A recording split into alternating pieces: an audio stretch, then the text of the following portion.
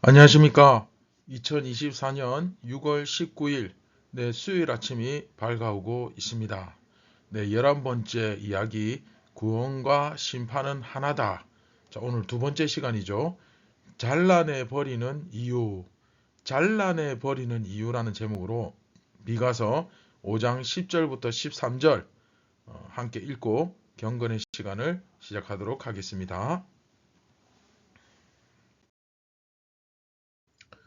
여호와께서 이르시되 그 날에 이르러는 내가 네 군마를 너 가운데에서 멸절하며 내 병거를 부수며 내 땅의 성읍들을 멸하며 내 모든 견고한 성을 무너뜨릴 것이며 내가 또 복수를 내 손에서 끊으리니 내게 다시는 전쟁이가 없게 될 것이며 내가 내게 새긴 우상과 주상을 너희 가운데에서 멸절하리니 내가 내 손으로 만든 것을 다시는 섬기지 아니하리라.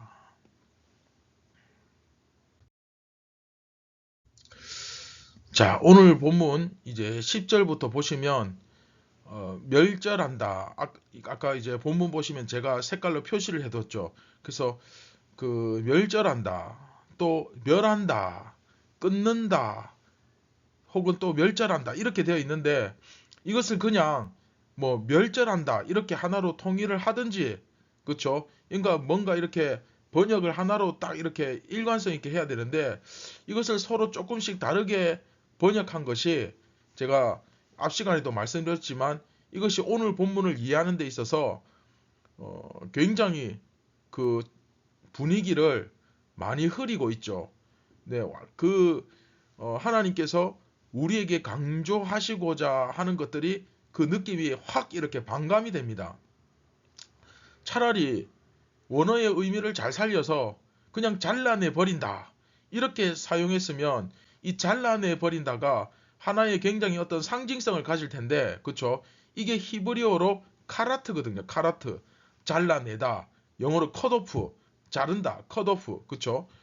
카라트거든요. 이게 히필형이라고 해가지고 뭐뭐 하게 만든다라는 형태로 사용되어 이게 이제 매 절마다 똑같이 사용되고 있거든요. 그런데 어, 이게 이제 성경에서는 주로 이런 데 많이 사용되죠. 화면 보시면 그 예가 나오죠. 이런 행동을 하는 자는 하나님의 백성 가운데서 끊어지리니. 우리 이런 표현 자주 들어보셨죠? 그죠? 레위기 할 때도 짜라트 설명할 때, 또 레위기 4부 그 성결 법전 그 연상법 기억나시죠? 거기서 피 이야기하면서 그를 백성 중에 끊으리니 이렇게 하잖아요. 그렇죠? 그리고 민수기에서도 자주 나옵니다. 너희들 가운데 이런 자들은 나의 백성 중에서 끊어진다 이런 표현을 쓰죠. 그럴 때 이 히브리어 카라트, 이 카라트를 쓰고, 또 재미있는 게 언약을 맺는다 할 때도 이 카라트를 씁니다. 이 히브리어가 좀 독특한 게, 우리는 언약을 맺는다 할 때 우리말에서는 언약을 맺는 것인데 히브리에서는 언약을 자르는 것입니다. 잘라요. 왜 그러냐면 이게 이제 문화적 어떤 전통 때문에 그렇습니다. 이 사람들은 언약의 징표 같은 것을 하나 이렇게 만든 다음에 그것을 이렇게 잘라 가지고 너 하나 나 하나, 너 하나 나 하나 이렇게 갖는단 말이죠. 그 언약의 징표를. 아니면 뭐 이렇게 부러뜨려서 이렇게 한쪽씩 갖든지, 그게 이제 너와 나의 약속의 징표입니다. 그래서 언약을 자른다 이렇게 하는 거예요. 언약을 잘라요. 이제 이해되시죠? 그런가 하면 또 이 카라트는 언약을 맺을 때 어떤 강한 자와 약한 자, 또는 뭐 정복자와 피정복자가 서로 간에 막 치열하게 싸우다가 이제 우리 더 이상 싸우지 말자 이러면서 맺는 언약을 할 때 카라트라는 단어를 쓰는데, 여하튼 여기서 보면 어떻게 보면 이제 잘라내 버린다, 이런 표현을 제일 정확하게 이야기하면 잘라내 버린다 이런 표현을 쓰고 있죠. 그래서 뭘 잘라내느냐? 네, 이제 참 재밌는 표현이 나오죠. 너의 그 군마를 잘라내고 성읍들을 잘라내 버린다. 그렇게 이야기합니다. 군마를 잘라내 버린다. 성읍들을 잘라내 버린다. 이게 무슨 표현일까요? 앞 시간 설명을 들으신 분들은 아마 아실 겁니다. 군사력을 잘라내 버리겠다. 그런 뜻이잖아요. 그렇죠? 군대를 아예 없애버리겠다 그런 뜻입니다. 자, 군마는 군대에 있어서 공격력이고 성읍들은 수비력입니다. 수비력. 왜 우리가 흔히 견고한 성읍, 그 성을 무너뜨린다라고 이런 표현을 쓰지 않습니까? 그렇죠? 10절에 내 가운데서 멸절하며 내 병거를 부수겠다 이렇게 말씀하시잖아요. 너의 그 공격력과 수비력을 모두 다 없애버리겠다. 너의 그 힘을 무력화시켜 버리겠다. 그런 말씀입니다. 그리고 그뿐만이 아니죠. 12절 보시면 복수를 내 손에서 끊으리니 이렇게 되어 있는데 이것도 마찬가지죠. 복수를 내 손에서 잘라내버리겠다. 이게 이제 더 실감나는 표현이죠. 이렇게 뭔가 표현을 좀 통일해서 썼으면 그 느낌이 훨씬 와닿았을 텐데, 그럼 우리 머릿속에 뭐가 딱 이렇게 주입이 되겠습니까? 잘라내버리겠다. 카라트. 잘라내버리겠다. 그렇죠? 이게 딱 각인이 되겠죠. 그게 좀 아쉽습니다. 그래서 앞에서 그래서 제가 괜히 평소에 안 쓰는 지난 시간 영어를 한번 써봤습니다. 네, 잘 하지도 못하는데 자 똑같은 단어입니다. 너의 그 복수를 잘라내버리겠다. 점치고 하는 거. 그렇죠? 자, 여러분 기억나시죠? 선지자들이 하나님의 말씀을 정확하게 대언해서 전달할 생각을 안 하고 하나님의 메시지를 정확하게 전달해야 되는데 그러질 않고 점을 치고 있어요. 점을. 그렇죠? 근데 그걸 하나님께서 그냥 사정없이 잘라내 버리겠다. 그리고 너희가 새긴 우상과 주상 너희 가운데서 내가 잘라내 버리겠다. 이런 표현을 하나님께서 쓰십니다. 우상은 잘 아실 것이고 주상은 그 우상처럼 새긴 기둥 뭐 그런 겁니다. 그래서 복술 점치고 하는 거 잘라내버리고 우상을 잘라내버리고 뭐 주상을 잘라내버리고 이런 건 이제 이해가 되는데 앞에서 조금 전에 군마와 성읍을 잘라낸다는 것은 우리가 사실 이게 쉽게 이해가 잘 안 되죠. 그렇죠? 이걸 다 잘라내버리면 어떻게 하자는 거야. 그런 마음이 들잖아요. 그렇죠? 그런데 하나님은 여러분 실제로 이렇게 하십니다. 이후에 보시면 이제 이후의 역사에 보면 유다와 이스라엘은 군사력을 거의 갖지 못합니다. 물론 그 마카비라든지 마카비는 이제 성경에 없는 그 말라기가 끝나고 구약 말라기가 끝나고 요한 마태 마가 이제 예수님이 오시던 그 중간에 약 한 400년에 성경에 기록되지 않은 중간 침묵기가 있거든요. 침묵기. 근데 그 기간에 마카비라는 사람이 뭐 나름대로 이제 막 이렇게 폭동을 일으켜서 정권을 막 장악하려고 독립운동 비슷하게 뭐 하려고 하는데 그때 잠깐 아주 잠깐 그쵸 뭐 반란을 일으키기도 했지만 원초적으로 군사력이 없습니다. 군사력이 없음에도 불구하고 하나님께서는 지키시고 하나님이 보호하시는 것을 경험해 왔던 것이 유대인이고 그리고 우리 주 예수 그리스도 우리 주님께서 오신 이후에는 어떻습니까? 자, 여러분 교회가 군사력을 가진 적이 있었습니까? 굳이 말하자면 있기는 있었습니다. 사실은. 그런데 교회가 군사력을 가지면 어떻게 됩니까?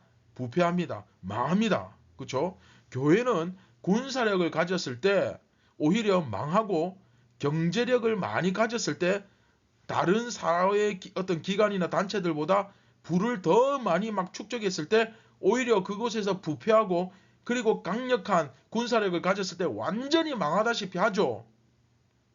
하나님께서는 오늘 말씀하십니다. 그 군마를 잘라내버리고 그 성읍들을 잘라내버리고 그 점술들을 잘라내버리고 그 역사를 통해서 오직 하나님만을 신뢰하고 의뢰하도록 다 잘라내버림으로써 오직 하나님만 의뢰하고 신뢰하도록 만드시는 것이죠. 굉장히 중요합니다.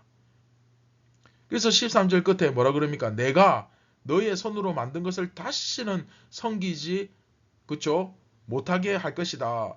너의 손으로 만든 것은 단순히 우상과 주상뿐만이 아니고 너희들의 군마도 너희들의 손도 만든 것이고 너희들의 그 재산도 너희들의 손으로 만든 것이고 너희들의 성읍도 너희들의 손으로 만든 것인데 네가 네 손으로 만든 것 그거 섬기는 거 내가 전부 다 잘라내버리겠다. 네가 네 손으로 만든 것 섬기면 안 된다 그 말이에요. 네, 물론 사용할 수는 있습니다. 그렇죠? 오해하지 마십시오. 사실 사용하는 것은 문제가 안 됩니다. 하나님께서도 성읍을 짓게 하셨잖아요. 성전도 짓게 하셨고 성벽도 쌓게 하셨고. 자, 여러분 느헤미야 보십시오. 느헤미야 하나님 보내셔서 성벽도 회복시켜 주셨고 또 뭐 성벽 자체가 나쁜 것은 아닙니다. 그렇죠? 그러나 문제는 뭡니까? 자, 우리가 본질을 꿰뚫어야 되죠. 뭐가 본질입니까? 그걸 섬기고 있으니까 문제가 되는 거죠. 그걸 섬기니까 문제인 거죠. 우리가 그것을 누리는 것과 섬기는 것은 얼핏 보면 종이 한 장 차이 같아 보이지만 완전히 다른 차원의 문제고, 이것을 분별하고 내가 딱 끊을 수 있는 그런 신앙이 있어야 됩니다. 그렇죠?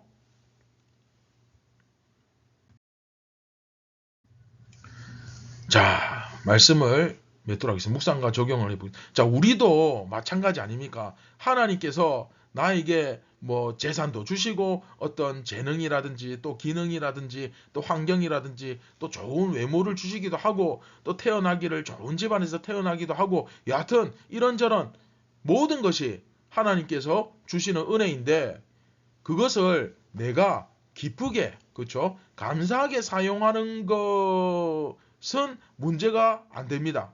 문제가 될 것이 아닌데, 문제는 그것을 섬기는 게 문제죠. 그렇죠? 그것을 우상 숭배하시는 분들이 자꾸 생깁니다. 재산이 많아지면 재산 섬기고 집이 생기면 집을 섬깁니다. 이 참 답답한 노릇인데, 어떤 분은 기독교가 아니라 아파트교가 아닌가 하는 그런 생각이 들기도 합니다.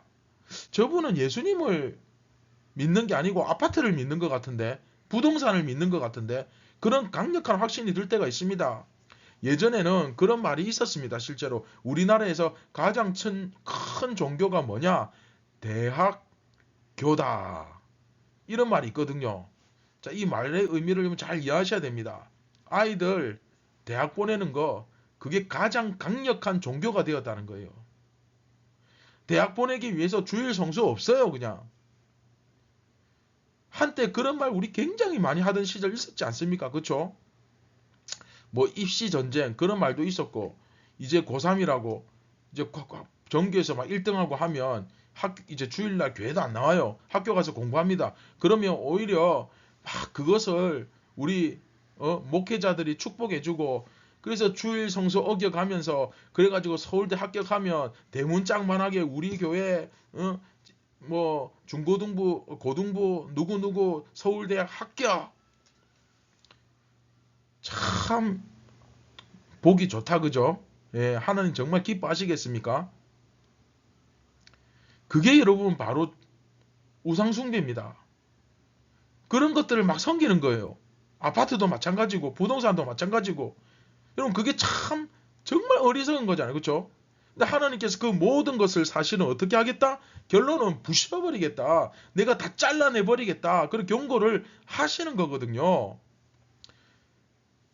사실은 우리들에게 어떻게 보면 굉장히 두려운 말씀일 수 있습니다. 네. 하지만 우리가 분명히 기억해야 됩니다.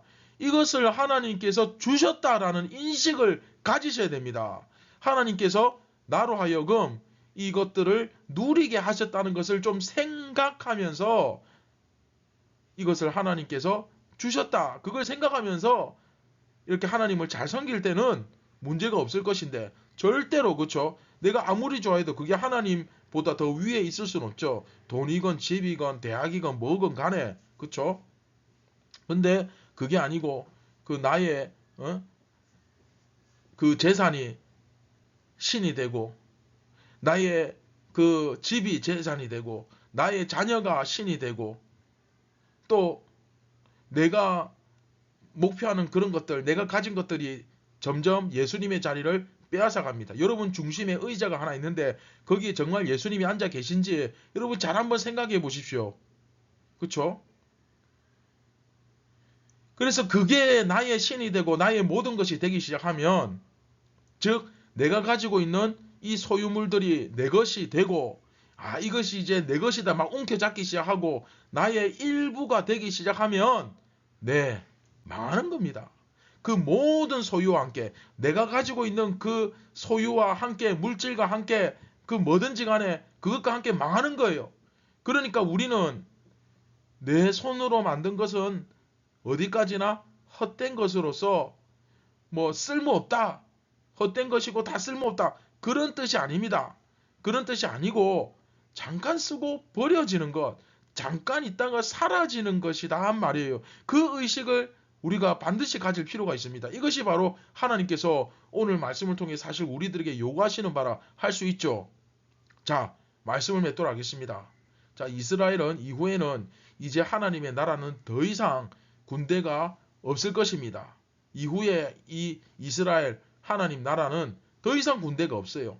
군대도 없고 뭐 성읍도 없고 지난 시간 본문에서 나왔듯이 각 민족이 흩어져 들어가서 디아스포라, 그렇죠? 거기서 가난한 자, 나그네로서 살아가는 모습, 그런 어쩌면 세상적으로 보면 좀 약하고 그런 초라한 모습을 보이겠지만 사실은 그렇게 약하고 없는 것 같지만 오히려 그 숲 속의 짐승들 가운데 사자와도 같은 궁계 일학의 모습으로 살아가는 그 하나님의 백성들의 모습, 그것을 보여주잖아요. 그렇죠?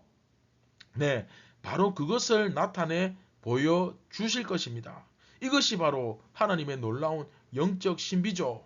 오늘 우리도 이 하나님의 놀라운 은혜의 역사를 믿고 신뢰하며 살아갔으면 좋겠습니다. 누리라고 주신 것은 누리되 내가 그것을 섬기지 않도록, 그렇죠? 그래서 매일의 만나는 너무나 귀한 것이지만 그것을 쌓아놓기 시작하면 거기서 썩어서 냄새가 나기 시작하고 벌레가 들끓듯이 우리도 세상을 만나처럼 사용하며 살아갔으면 좋겠습니다. 하나님 주신 은혜들은 이렇게 만나처럼 사용했으면 좋겠습니다. 우리를 망하게 하는 우상이 아닌 정말 이것을 누리는 것으로, 그렇죠? 자, 말씀을 기억하며 같이 기도하겠습니다. 참 좋으신 예수님, 감사를 드립니다. 주님께서 저희에게 주신 은혜와 복들이 너무나 크고 많은 줄 오늘도 고백하고 주님 앞에 감사드립니다. 그런데 이것들이 우리의 우상이 되어서 오히려 그것이 예수님의 자리를 빼앗고 내가 더 예수님보다 세상에 집중하고 세상에 빠져서 그것이 나의 신이 되는 이런 비참한 일들이 생기지 않도록 주여 우리에게 경건의 능력을 허락하여 주셔서 그것을 잘 분별하고 우상이 되지 않도록 그것을 누리고 즐기되 내가 그것을 움켜잡으려고 애쓰지 않도록 주님께서 정결한 마음, 늘 흔들리지 않는 그런 굳센 마음과 중심을 허락하여 주시옵소서. 그래서 하나님께서 주신 것을 마음껏 오늘도 누리며 그것을 즐기며 감사하며 살아가게 하여 주시옵소서. 우리를 구원하신 예수님의 이름으로 기도드립니다. 아멘. 자, 여러분, 우리가 이 세상 떠날 때 아무것도 손에 쥘 수 없습니다. 그 사실 다시 한번 기억하면서 마치 영원히 이 땅에서 사는 사람처럼 그렇게 바보같이 착각하지 말고 항상 그날 늘 깨어서 준비하되 최선을 다하되 너무 그렇게 아둥바둥 움켜쥐려고 너무 그렇게 하지는 마시기 바랍니다. 그렇죠? 이 땅에 하나님의 나라가 완전히 임할 때까지 언제인지 모르지만 항상 우리가 좀 깨어서 각성하면서 살아갔으면 좋겠습니다. 감사합니다.